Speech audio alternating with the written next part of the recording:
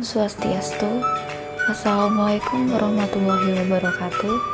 Shalom, salam sejahtera bagi kita semua. Namo Buddhaya, salam kebajikan. Pada kesempatan kali ini, kami dari kelompok 2 mata kuliah Praktikum Pengantar Teknologi Informasi ITB Stikom Bali akan membawakan materi dengan judul blockchain.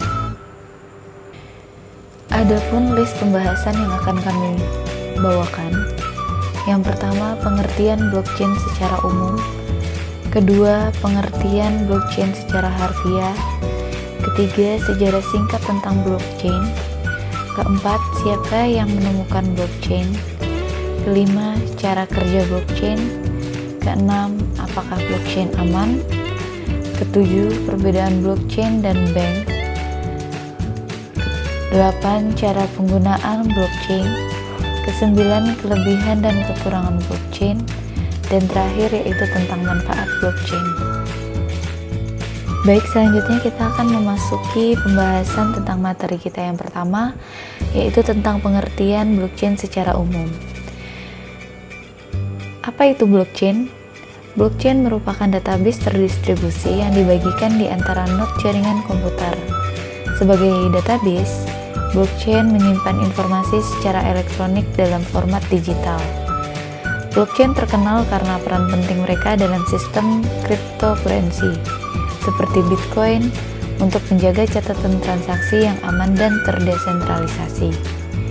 Inovasi dengan blockchain adalah menjamin kesetiaan dan keamanan catatan data dan menghasilkan kepercayaan tanpa perlu pihak ketiga yang terpercaya.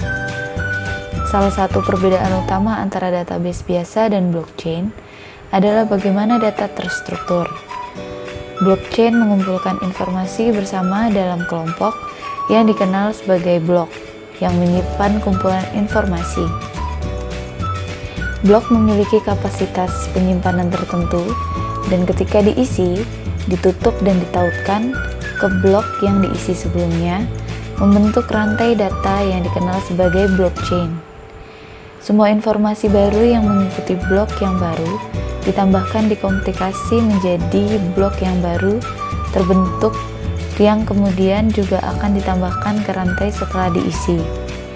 Basis data biasanya menyusun data ke dalam tabel, sedangkan blockchain, seperti namanya, menyusun datanya menjadi potongan atau blok yang dirangkai. Struktur data ini secara inheren membuat garis waktu data yang tidak dapat diubah ketika diimplementasikan dalam sifat desentralisasi. Ketika sebuah blok diisi, itu akan menjadi satu batu dan menjadi bagian dari garis waktu ini. Dalam setiap blok, dalam rantai diberi cap waktu yang tepat ketika ditambahkan ke rantai. Selanjutnya kita akan membahas tentang pengertian blockchain secara harfiah. Blockchain sendiri merupakan sebuah istilah yang berasal dari bahasa asing yang terbentuk dari gabungan dua kata, yaitu kata block dan kata chain. Kedua kata itu dapat diartikan sebagai kelompok untuk kata block dan rantai untuk kata chain. Tujuan dari pemberian nama tersebut adalah untuk menggambarkan seperti apa cara kerja dari blockchain sendiri. Cara kerja dari blockchain adalah dengan membuat banyak blok yang memiliki hubungan satu sama lain dengan fungsi untuk mempermudah dalam proses eksekusi dari transaksi. Seperti julukan yang diberikan, blockchain adalah sebuah rantai dari berbagai blok yang tersusun urut dengan sistem perangkaian dan distribusi secara bersamaan. Dalam suatu blok tersusun atas ledger atau diartikan sebagai buku besar, dan di bawahnya disusul oleh ketiga komponen blockchain, yaitu data itu sendiri, hash, dan yang terakhir adalah hash yang dihasilkan dari blok yang sebelumnya. Next, kita akan membahas tentang sejarah singkat bagaimana terbentuknya blockchain.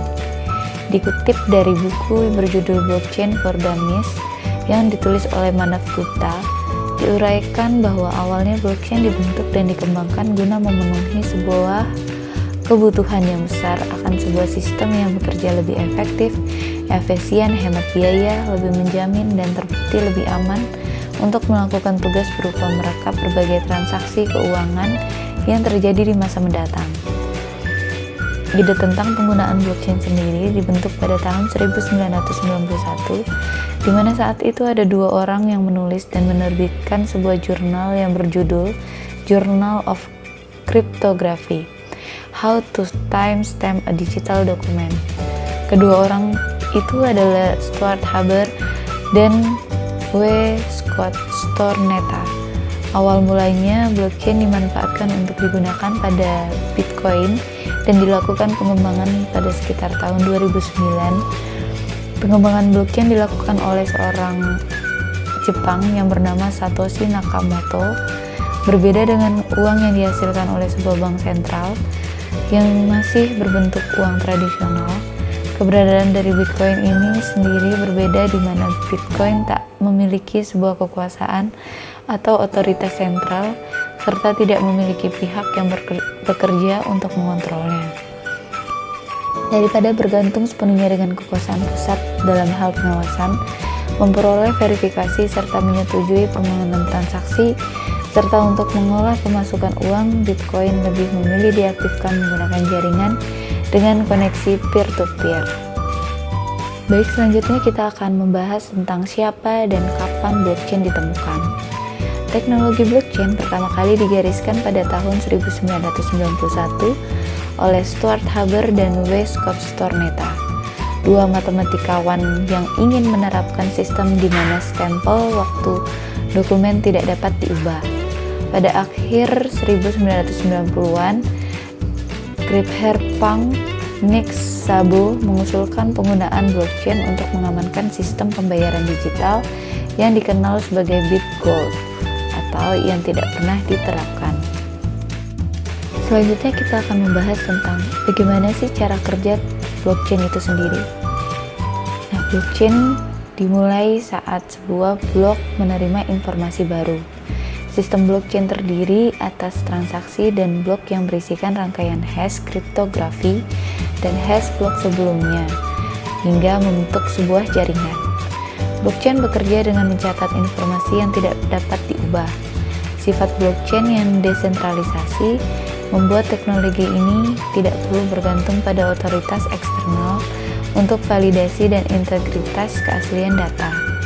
Proses ini merupakan proses terdesentralisasi yang biasa terjadi di antara node jaringan untuk memastikan informasi tersebut valid. Setelah proses desentralisasi, data akan ditambahkan ke dalam blok baru. Setiap bloknya berisikan hash atau kode unik. Kendati rata-rata transaksi blockchain bersifat investasi, faktanya blockchain bisa menyimpan berbagai jenis informasi di dalam blok yang sama. Nah, bagaimana proses transaksi itu sendiri pada blockchain? Pertama-tama transaksi itu dimasukkan, kemudian transaksi tersebut ditransmisikan ke jaringan komputer peer-to-peer yang tersebar di seluruh dunia. Lalu jaringan komputer ini kemudian memecahkan persamaan untuk mengkonfirmasi validitas transaksi. Setelah dikonfirmasi sebagai transaksi yang sah, mereka dikelompokkan bersama menjadi blok. Nah, blok-blok inilah yang kemudian dirantai bersama-sama menjadi sejarah panjang dari semua transaksi yang permanen. Nah, terakhir yaitu transaksi dinyatakan selesai. Selanjutnya kita akan membahas tentang atribut cryptocurrency. Sementara blockchain sebagian besar digunakan untuk menyimpan riwayat transaksi cryptocurrency, hal-hal seperti kontrak hukum atau inventaris produk dapat disimpan. Nah, apa saja atributnya? Pertama, memiliki nilai intrinsik karena merupakan cara yang dapat dipercaya, aman, dan cepat untuk mentransfer nilai dengan sedikit atau tanpa biaya. Kedua, tidak memiliki bentuk fisik karena hanya ada blockchain yang dapat diubah. Ketiga, atribut cryptocurrency seperti total pasokannya diputuskan oleh mayoritas anggota jaringannya yang terdesentralisasi daripada bank sentral. Nah, dari penjelasan yang sebelumnya, muncullah pertanyaan, apakah blockchain itu aman digunakan? Teknologi blockchain mencapai keamanan dan kepercayaan terdesentralisasi dalam beberapa cara. Untuk memulainya, blok baru selalu disimpan secara linear dan kronologis. Artinya, mereka selalu ditambahkan ke ujung blockchain. Setelah blok ditambahkan ke akhir blockchain, sangat sulit untuk kembali dan mengubah konten blok kecuali sebagian besar jaringan telah mencapai konsensus untuk melakukannya. Itu karena setiap blok berisi hashnya sendiri, bersama dengan hash dari blok sebelumnya serta cap waktu yang disebutkan sebelumnya. Kode hash dibuat oleh fungsi matematika yang mengubah informasi digital menjadi serangkaian angka dan huruf. Jika informasi itu diedit dengan cara apapun, maka kode hash juga berubah. Baik, selanjutnya kita akan membahas tentang perbedaan tentang blockchain dan bank. Terdapat beberapa fitur yang membedakan antara bank dan Bitcoin. Yang pertama, penyitaan akun. Pada bank, karena di Undang-Undang KYC, pemerintah dapat dengan mudah melacak rekening bank orang dan menyita aset di dalamnya karena berbagai alasan. Sedangkan Bitcoin, jika Bitcoin digunakan secara anonim, pemerintah akan kesulitan melacaknya untuk merebut. Nah, fitur kedua yaitu transaksi yang disetujui. Pada bank berhak untuk menolak transaksi karena berbagai alasan. Bank juga berhak untuk membekukan rekening. Jika bank Anda melihat pembelian di lokasi yang tidak biasa atau untuk barang yang tidak biasa, pembelian tersebut dapat ditolak. Sedangkan pada Bitcoin, jaringan Bitcoin itu sendiri tidak menentukan bagaimana Bitcoin digunakan dalam bentuk apapun. Pengguna dapat bertransaksi Bitcoin sesuai keinginan mereka, tetapi juga harus mematuhi pedoman negara atau wilayah mereka. Nah, kemudian ada fitur kemudahan transfer. Pada bank, identifikasi yang dikeluarkan pemerintah, rekening bank, dan ponsel adalah persyaratan minimum untuk transfer digital. Sedangkan pada Bitcoin, koneksi internet dan ponsel adalah persyaratan minimum. Kemudian ada fitur jam buka. Bank Bata dan Mortir yang khas buka dari pukul 9 sampai 17.00 pada hari kerja. Beberapa bank buka pada akhir pekan, tetapi dengan jam terbatas. Semua bank ditutup pada hari libur perbankan. Sedangkan pada Bitcoin tidak ada jam yang ditentukan, buka 24/7 hari atau 365 hari setahun. Nah, kemudian terdapat fitur ketahui aturan pelanggan Anda. Pada bank, rekening bank dan produk perbankan lainnya memerlukan prosedur kenali pelanggan Anda atau KYC. Artinya, bank diwajibkan secara hukum untuk mencatat identitas nasabah sebelum membuka rekening. Tetapi pada Bitcoin, siapapun atau apapun dapat berpartisipasi dalam jaringan Bitcoin tanpa identifikasi. Secara teori, bahkan entitas yang dilengkapi dengan kecerdasan buatan dapat berpartisipasi. Nah, kemudian ada namanya fitur privacy. Pada bank, informasi rekening bank disimpan di server pribadi bank dan dipegang oleh klien. Privacy rekening bank terbatas pada seberapa aman server bank dan seberapa baik pengguna individu mengamankan informasi mereka sendiri. Jika server bank dikompromikan, maka akun individu juga akan dikompromikan. Sedangkan pada Bitcoin dapat bersifat pribadi sesuai keinginan pengguna. Semua Bitcoin dapat dilacak, tetapi tidak mungkin untuk menentukan siapa yang memiliki kepemilikan Bitcoin jika dibeli secara anonim. Jika Bitcoin dibeli di bursa KYC, maka Bitcoin langsung terikat ke pemegang akun pertukaran KYC. Selanjutnya ada fitur keamanan. Pada bank, dengan asumsi klien mempraktikkan langkah-langkah keamanan internet yang solid, seperti menggunakan kata sandi yang aman dan autentikasi 2 faktor. Informasi rekening bank hanya seaman server bank yang berisi informasi rekening klien.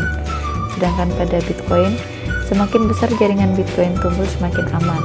Tingkat keamanan yang dimiliki pemegang Bitcoin dengan Bitcoin mereka sendiri sepenuhnya terserah mereka.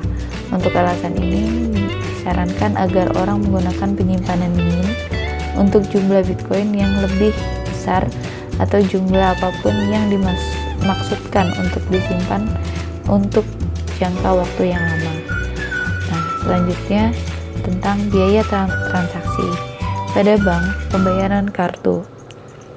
Biaya ini bervariasi berdasarkan kartu yang dan tidak dibayarkan oleh pengguna secara langsung.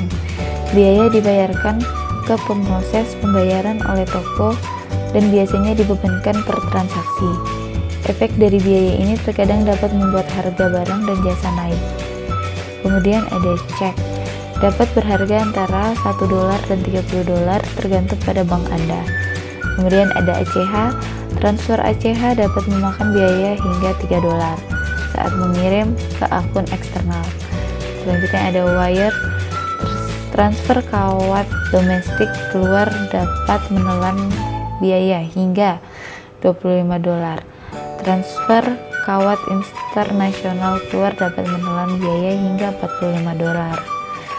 Sedangkan pada Bitcoin memiliki biaya transaksi variabel yang ditentukan oleh penambang dan pengguna. Biaya ini dapat berkisar antara $0 dan $50. Tetapi pengguna memiliki kemampuan untuk menentukan beberapa banyak biaya yang bersedia mereka bayarkan. Ini menciptakan pasar terbuka di mana jika pengguna menetapkan biaya terlalu rendah, transaksi mereka tidak dapat diproses. Kemudian ada fitur terakhir yaitu tentang kecepatan transaksi. Pada bank, pembayaran kartu 24-48 jam, sedangkan untuk cek 24-72 jam untuk dicairkan. Sedangkan ACH 24-48 jam, wire dalam 24 jam kecuali internasional. Transfer bank biasanya tidak diproses pada akhir pekan atau hari libur bank. Kemudian pada Bitcoin, transaksi Bitcoin dapat memakan waktu hanya 15 menit dan lebih dari 1 jam tergantung pada kemacetan jaringan. Baik, selanjutnya kita akan membahas tentang cara penggunaan blockchain. Seperti yang kita ketahui sekarang, blok di blockchain Bitcoin menyimpan data tentang transaksi moneter. Saat ini ada lebih dari 10.000 sistem cryptocurrency lain yang berjalan di blockchain. Tetapi ternyata blockchain sebenarnya adalah cara yang dapat diandalkan untuk menyimpan data tentang jenis transaksi lain juga. Beberapa perusahaan yang telah memasukkan blockchain termasuk Walmart, Pfizer, AIG, Siemens, Unilever, dan banyak lainnya. Misalnya IBM telah membuat blockchain food trust untuk melacak perjalanan yang dilakukan produk makanan untuk sampai ke lokasi mereka. Baik, setelah kita mengetahui tentang apa itu blockchain, siapa dan kapan blockchain itu ditemukan, cara kerja blockchain, perbedaan blockchain dan bank, dan lain sebagainya, sekarang kita akan membahas tentang kelebihan dan kekurangan blockchain. Nah, terdapat beberapa kelebihan pada blockchain, yaitu peningkatan akurasi dengan menghilangkan keterlibatan manusia dalam verifikasi, pengurangan biaya dengan menghilangkan verifikasi pihak ketiga, desentralisasi membuat lebih sulit untuk dirusak, transaksi aman, pribadi, dan efisien, teknologi transparan, dan menyediakan alternatif perbankan dan cara untuk mengamankan informasi pribadi bagi warga negara dengan pemerintahan yang tidak stabil atau terbelakang. Sedangkan kekurangannya yaitu biaya teknologi yang signifikan terkait dengan menambang Bitcoin, transaksi rendah per detik, riwayat penggunaan dalam aktivitas terlarang seperti di web gelap, dan peraturan bervariasi menurut jurisdiksi dan tetap tidak pasti, serta batasan penyimpanan data.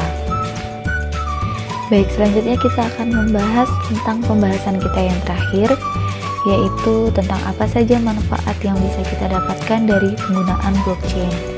Yang pertama, akurasi rantai, kedua, pengurangan biaya, ketiga, desentralisasi, keempat, transaksi, kelima, efisien transaksi pribadi, keenam, transaksi aman, ketujuh, transparansi, dan yang terakhir, perbankan yang tidak memiliki rekening bank.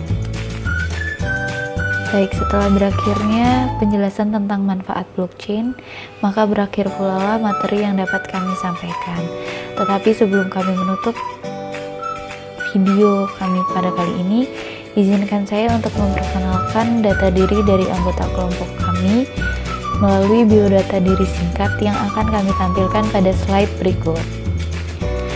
Yang pertama, perkenalkan, saya sendiri Sondang Christine Pila Siagian dengan NIM 203395, Prodi Sistem Informasi, dan saat ini saya masih menjalani semester 3. Dan ada anggota saya berikutnya yaitu Laurencia Cholien Masari dengan NIM 1830861 dengan Prodi Sistem Informasi dan sedang menjalani semester 7. Selanjutnya ada Dewa Gede Eka Saputra dengan NIM 203238, Prodi Sistem Informasi dan sedang menempuh semester 3. Selanjutnya ada Maria Dominga Kusufumanireng dengan NIM 203652, Prodi Sistem Informasi dan sedang menempuh semester 3. Terakhir ada Livio Boavida Bello dengan NIM 180381192, Prodi Sistem Informasi dan sedang menempuh semester 7. Sekian yang dapat saya sampaikan, lebih dan kurangnya saya mohon maaf. Saya tutup dengan Pramasanti, Om Santi Santi Om.